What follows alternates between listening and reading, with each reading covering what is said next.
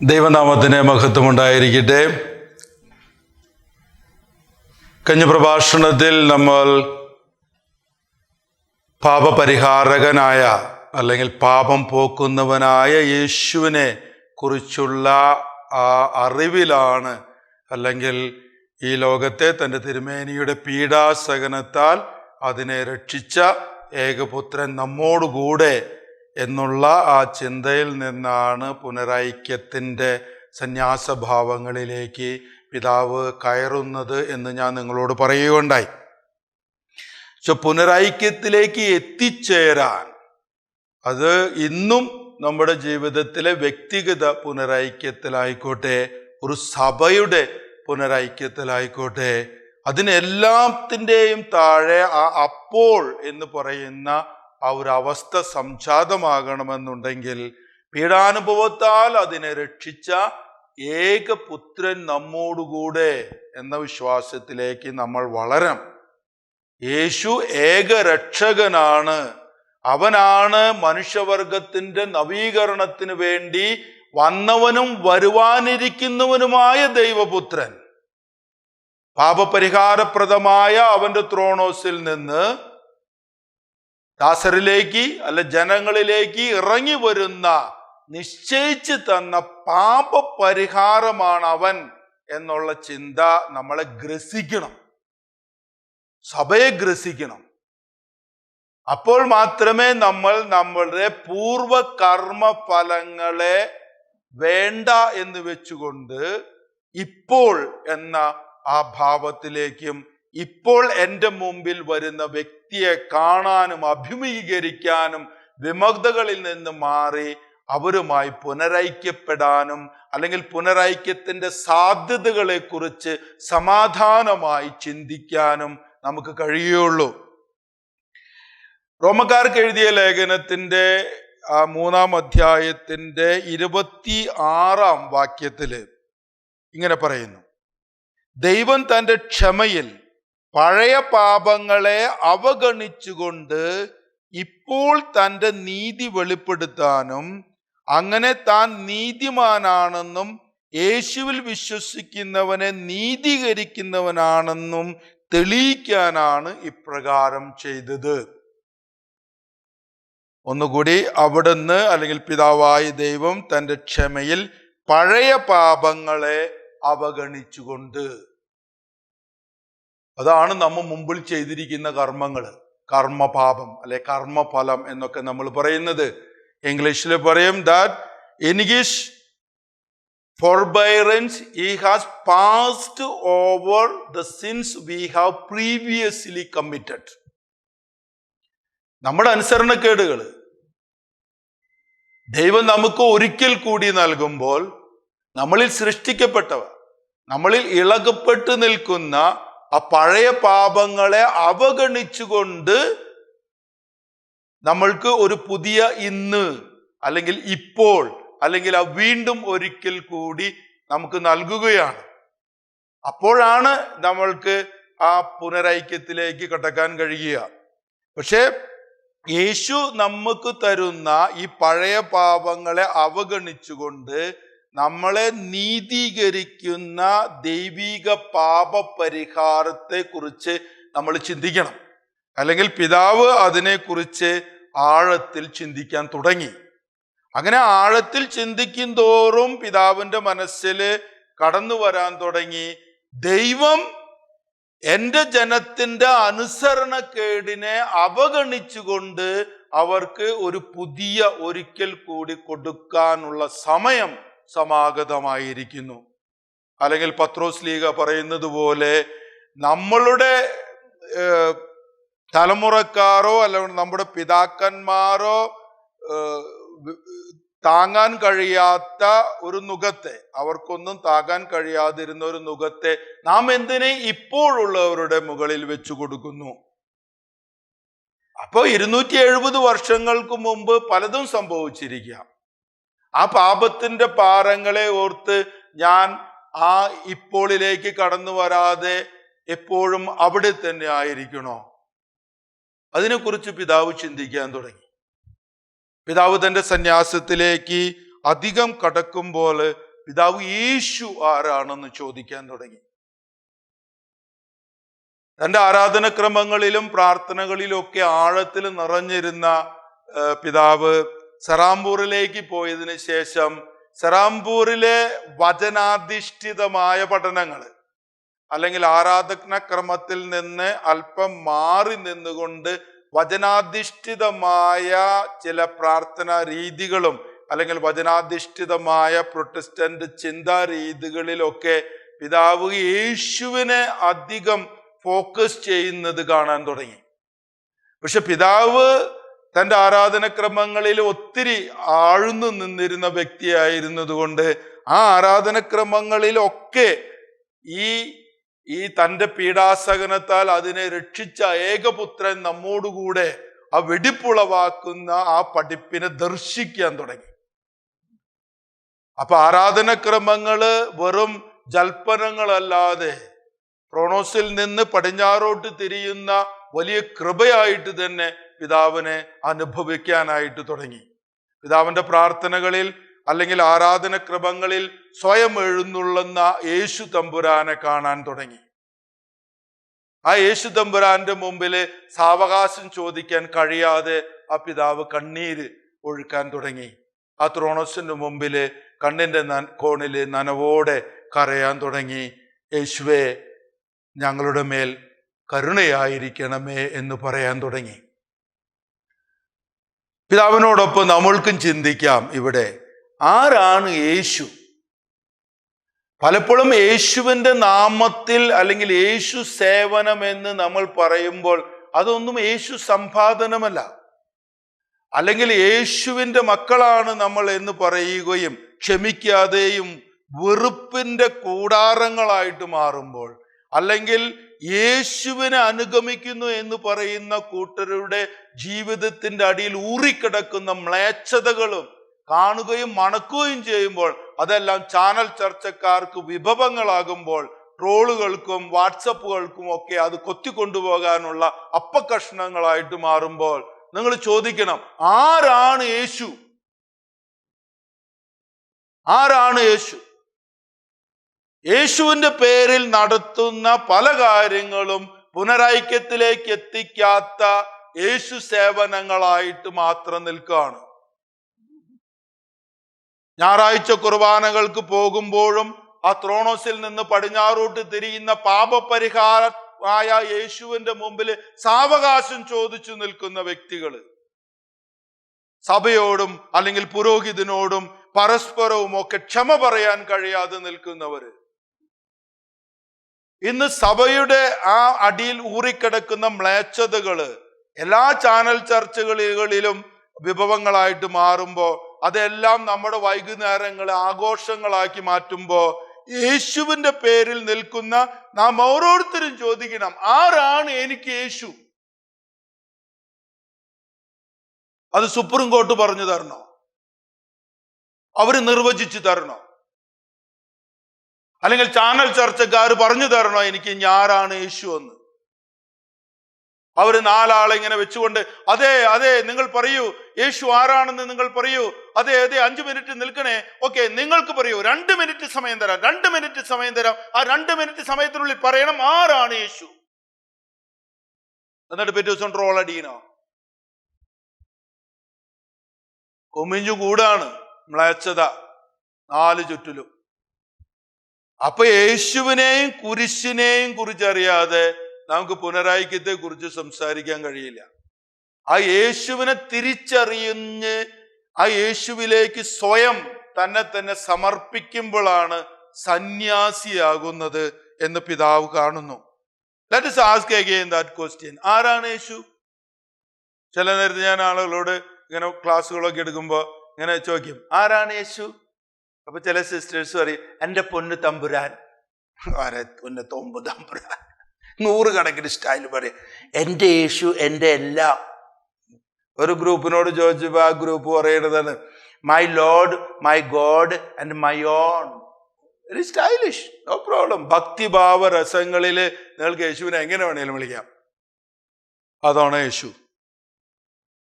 യേശു ഞാൻ വിളിച്ച വിളിപ്പുറത്ത് വരുന്നവൻ. പിന്നെ അതിന് വേറെ പണിയില്ലേ? അത് കുപ്പിന്ന് പുറന്ന് ഭൂതോ വിളിച്ച വിളിപ്പുറത്ത് വരാനായിട്ട്? ഞാൻ വിളിച്ച വിളിപ്പുറത്ത് വന്നിങ്ങനെ നിൽക്കുത്രേ. അതാണ് അത്ര യേശു. എൻ്റെ എല്ലാ കാര്യങ്ങളിലും എന്നോട് ഒപ്പമുള്ള എൻ്റെ യേശു. Very nice, no problem. അങ്ങനെയൊക്കെ തന്നെ ആയിരിക്കട്ടെ, അങ്ങനെയൊക്കെ തന്നെ ആയിരിക്കട്ടെ എന്ന് ഞാൻ ആഗ്രഹിക്കുന്നു. പക്ഷെ അതിൻ്റെ ഒക്കെ അപ്പുറത്ത് എന്താണ് യേശു, അല്ലെങ്കിൽ ആരാണ് യേശു, അത് ചോദിക്കണം, അത് പറയണം, അത് മനസ്സിലാക്കണം. അതല്ലെങ്കിൽ ഇപ്പൊ പലതരത്തിൽ പറയും. ഗുരു, അന്ന് 2000 കൊല്ലം മുമ്പ് എല്ലാ നിയമങ്ങളെയൊക്കെ ചലഞ്ച് ചെയ്ത ഒരു സമുദായ പരിഷ്കർത്താവ്, is an amazing teacher, a great humanist, ഗുരു, പക്ക ഗുരു, എന്തൊക്കെ പറയണ യേശുവിനെ കുറിച്ച്. നമ്മളും ചിലരൊക്കെ വിചാരിക്കുകയാണ് അതൊക്കെയാണ് യേശു. യേശു ദ ബെസ്റ്റ് സിഇഒ എന്ന് പറയും. അങ്ങനെ ഒരു പുസ്തകമുണ്ട്, the best CEO, chief executive officer എന്ന് പറഞ്ഞിട്ടൊരു പുസ്തകമുണ്ട്. എന്നിട്ട് പറയും 12 ആൾക്കാരെ വെച്ച് ഒരു കമ്പനി നടത്തിയ ദി അമേസിങ് സിഇഒ ആണ് യേശു എന്ന് പറഞ്ഞിട്ട് ഒരു പുസ്തകമുണ്ട്. വലിയ വലിയ മാനേജിങ് ഗ്രൂപ്പുകൾക്കൊക്കെ അത് വലിയ ബൈബിള് പോലെയാ. എന്നിട്ട് എങ്ങനെയാണ് അദ്ദേഹത്തിന്റെ മാനേജ്മെന്റ് പ്രിൻസിപ്പിൾസ് എന്നൊക്കെ പറഞ്ഞിട്ട് എനിത്തിങ് യു ക്യാൻ സേ നാ. അപ്പൊ പിന്നീട് വരുന്ന ഒരു ലെവൽ ഓഫ് ഉത്തരങ്ങൾ, തൃത്വത്തിലെ 2ാമത്തെ വ്യക്തി, രക്ഷകൻ, പിന്നെ അങ്ങനെയുള്ള തിയോളജിക്കൽ വർക്കുകളൊക്കെ വരും. ഞാനത് നിഷേധിക്കുന്നില്ല, അതൊന്നും ഞാൻ നിഷേധിക്കുന്നില്ല. പക്ഷെ ആരാണ് യേശു എന്നതിൻ്റെ മൗലികമായ ഉത്തരം അല്ല അത്. പിതാവിലൂടെ കടന്നു പോകുമ്പോൾ എനിക്ക് തോന്നിയത്, ഇതൊന്നും കേൾക്കാതെ ഈ ചോദ്യത്തിന് ഉത്തരം കിട്ടണമെങ്കിൽ ആരെയാണോ ദൈവം പ്രത്യേകമായി തെരഞ്ഞെടുത്ത് ഈ ലോകത്തിലേക്ക് അയച്ചത്, ആരാണ് യേശു എന്ന് പറയാൻ വേണ്ടിയിട്ട് ആരെയാണോ പ്രത്യേകമായി തിരഞ്ഞെടുത്ത് പരിശുദ്ധാത്മാവിനാൽ നിറച്ച് ഈ ലോകത്തിലേക്ക് അയച്ചത്, അവനെ നമ്മൾ കേൾക്കണം. ബാക്കിയൊക്കെ അതിനുശേഷം. ആരാണ് ആ വ്യക്തി? അതാണ് സ്നാപക യോഹന്നാൻ. മാതാവിന്റെ ഉദരത്തിലായിരിക്കുമ്പോൾ തന്നെ പരിശുദ്ധാത്മാവിനാൽ നിറഞ്ഞ് യേശുവിന്റെ മുമ്പേ പോയി യേശുവിനെ ഈ ലോകത്തിന് പരിചയപ്പെടുത്തുന്ന വലിയ ഉത്തരവാദിത്തത്തെ കൊടുത്തയച്ചവൻ.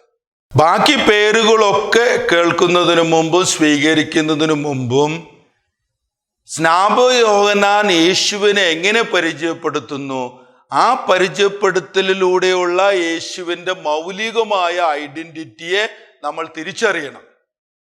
അത് തിരിച്ചറിയാതെ നമ്മൾ സ്വീകരിക്കുന്ന യേശുവിൻ്റെ നാമങ്ങളൊക്കെ യേശു സേവന തലങ്ങളിലെ നിൽക്കുള്ളൂ. അത് വിശുദ്ധമായവ സ്വീകരിക്കുന്ന, വെടിപ്പുളവാക്കുന്ന, അല്ലെങ്കിൽ പാപപരിഹാരമുളവാക്കുന്ന യേശു അനുഭവം ആയിരിക്കണമെന്നില്ല. സ്നാപക യോഹന്നാൻ എങ്ങനെയാണ് നമുക്ക് യേശുവിനെ പരിചയപ്പെടുത്തി തരുന്നത്? യോഹന്നാന്റെ സുവിശേഷം 1-ാം അധ്യായം 35-ാം വാക്യം. യോഹന്നാൻ ഒരു സ്ഥലത്ത് നിൽക്കുകയായിരുന്നു. അപ്പോൾ ശിഷ്യന്മാര് ആ വഴിക്ക് കടന്നു പോകുമ്പോൾ യേശു ആ വഴിയിലൂടെ കടന്നു പോകുന്നുണ്ടായിരുന്നു. അപ്പോൾ യേശു ശിഷ്യന്മാരോട് പറഞ്ഞു, നോക്കൂ, ബിഹോൾഡ്. അറ്റൻഷൻ എടുത്ത്, ലോകത്തിന് മുഴുവൻ അറ്റൻഷൻ എടുത്ത് പറയാണ്, യു ലുക്ക്, നോക്ക്, ലോകത്തിന്റെ പാപം വഹിക്കുന്ന ദൈവത്തിന്റെ കുഞ്ഞാട്. അതാണ് യേശു. ആരാണ് യേശു? പാപം വഹിക്കുന്നവൻ, ഈ ലോകത്തിന്റെ പാപം വഹിക്കുന്നവൻ. He takes away the sins of the world. അത് നിങ്ങളുടെയും എൻ്റെയും ഉള്ളിൽ വസിക്കുന്ന പാപത്തെ മാത്രമല്ല, നമ്മയൊക്കെ ചൂഴ്ന്നു നിൽക്കുന്ന പാപത്തെ വഹിച്ചു കൊണ്ടുപോകുന്നവൻ, സിൻ ബെയറർ. അപ്പൊ റോമാക്കാർക്ക് എഴുതിയ ലേഖനത്തിന്റെ 7-ാം അധ്യായത്തിന്റെ ആ 16-17 വാക്കുകളിൽ നമ്മൾ കണ്ടു, ഞാൻ നന്മ ചെയ്യാൻ ആഗ്രഹിക്കുകയും ഞാൻ ആഗ്രഹിക്കാത്ത തിന്മ ചെയ്യുകയുമാണെങ്കിൽ ഞാനല്ല അത് ചെയ്യുന്നത്, എന്നിൽ കുടികൊള്ളുന്ന പാപമാണ് അത് ചെയ്യുന്നത്. ആ പാപത്തെ വഹിക്കുന്നവൻ.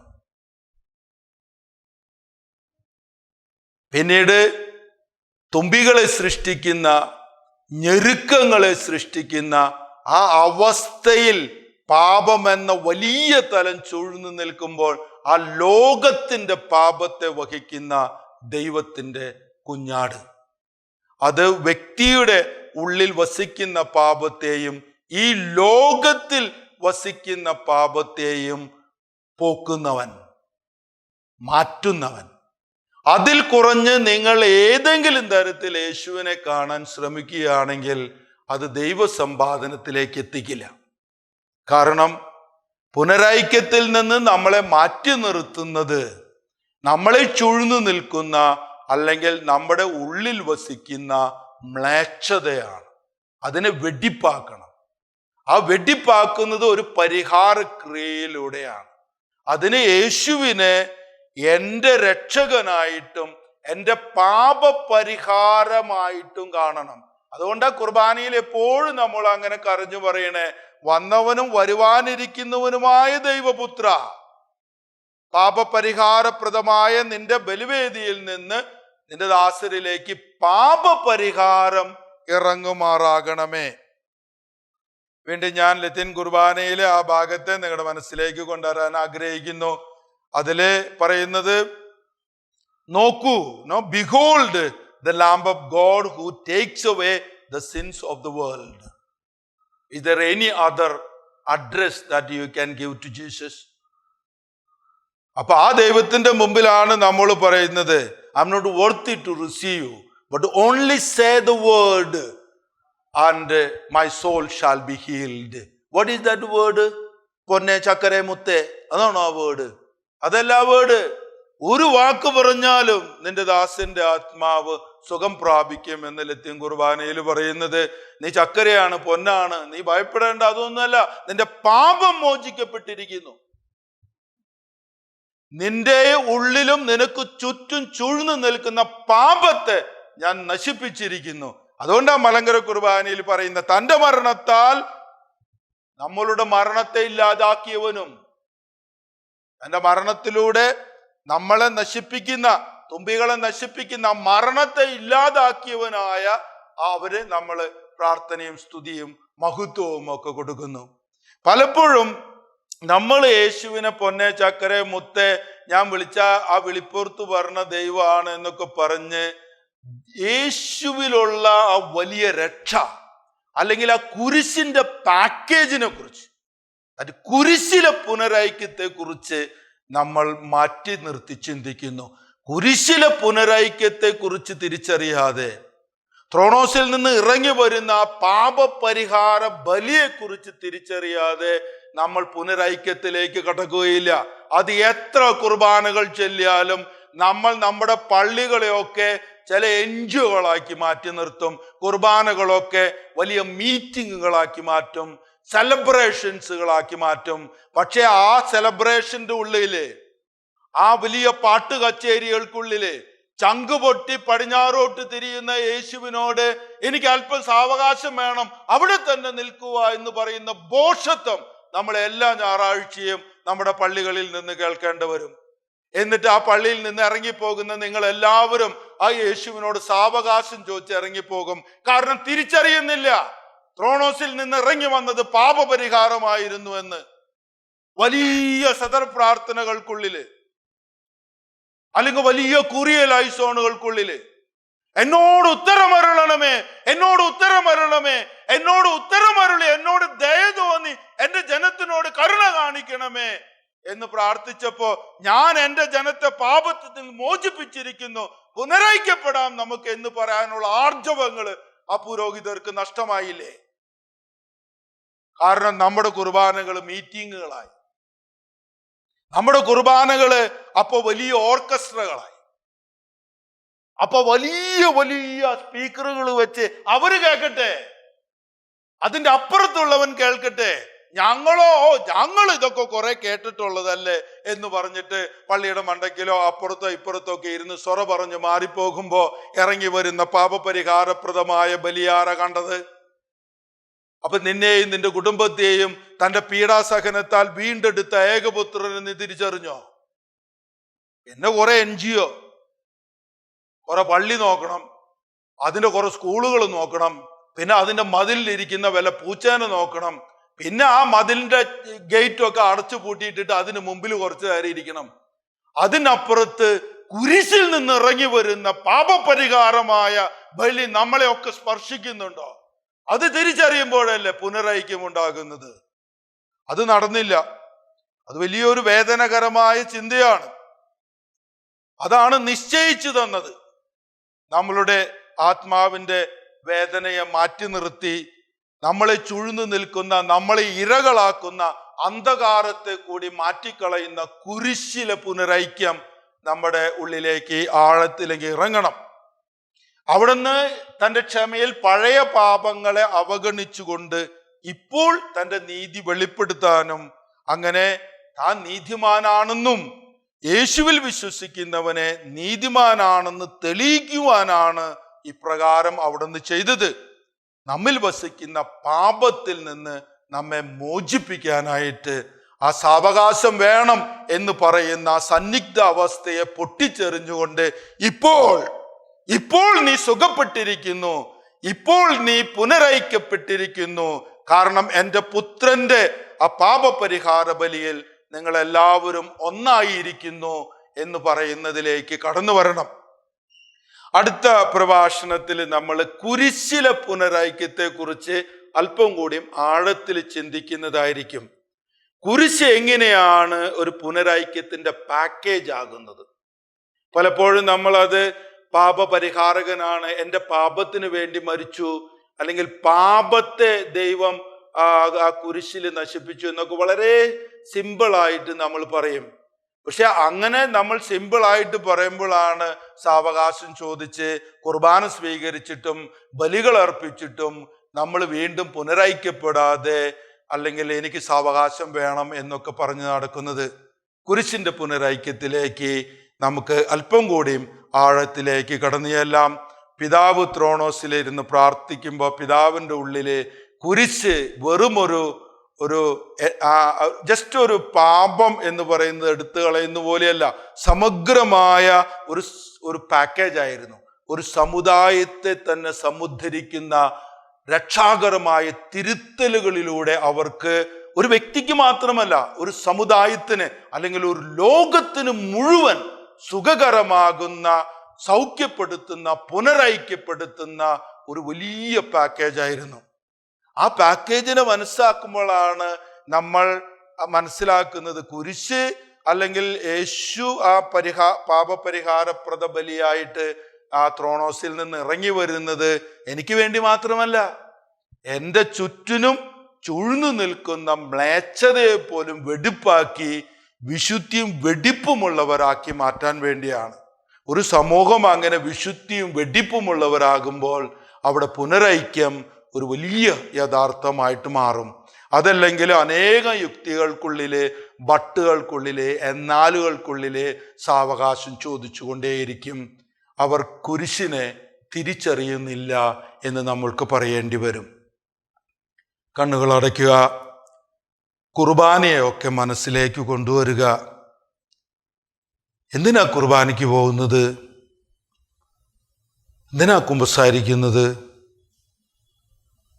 പിന്നീട് ആ കുമ്പസാരവും കുർബാനയും ഒക്കെ കഴിഞ്ഞ് വലിയ പാട്ട് കച്ചേരിയും കേട്ട് എന്തേ നമ്മുടെ വീടുകളിൽ നിന്ന് തല്ലുകൂട്ടങ്ങളും ബഹളങ്ങളും യേശുവിന് ഇഷ്ടമില്ലാത്ത ആ തഴക്ക ദോഷങ്ങളൊന്നും മാറിപ്പോകാത്ത സാവകാശങ്ങൾ ചോദിച്ചുകൊണ്ടേയിരിക്കുന്നു അല്ലേ?